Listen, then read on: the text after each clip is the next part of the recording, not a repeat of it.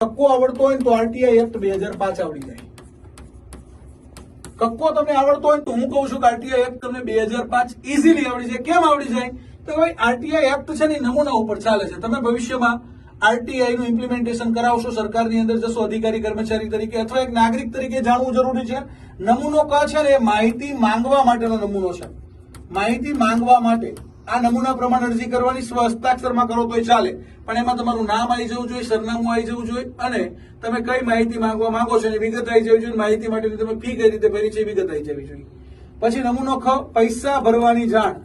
પૈસા ભરવાની જાણ કઈ રીતે કરવાની? તો ભાઈ કોઈ માહિતી માંગી છે તો માહિતી તો બીપીએલ કાર્ડ ધારકને જ મફત છે, બાકી બધાને એક પેજના 2 રૂપિયા છે, સીડીના 50 રૂપિયા છે.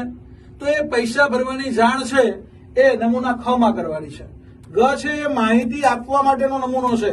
માહિતી આપવા માટે કયો નમૂનો છે મિત્રો? તો નમૂનો ગ છે માહિતી આપવા માટેનો.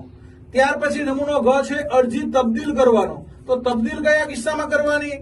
તો હવે અરજી તમને તમારા જાહેર સત્તા મંડળને લગતી નથી. તમારી નિમણૂક હેડ ક્લાર્ક તરીકે આરોગ્ય વિભાગમાં છે અને તમારી પાસે કોઈ માહિતી માંગી લીધી કે ભાઈ વિદ્યા સહાયકોની ભરતી કેટલી થઈ, ક્યારે થઈ. તો વિદ્યા સહાયકોની માહિતી કોની પાસે હોય? તો કે ભાઈ એ તો નિયામક પ્રાથમિક શિક્ષણ પાસે હોય. તો આપણને આવી ખોટી અરજી મળે તો એને નાખીને જ દેવાની. તમને અરજી પોસ્ટથી મળી છે તો રૂબરૂ કોઈ આપવા આવ્યો છે તમને આપી દીધી છે, તમે લઈ લીધી છે.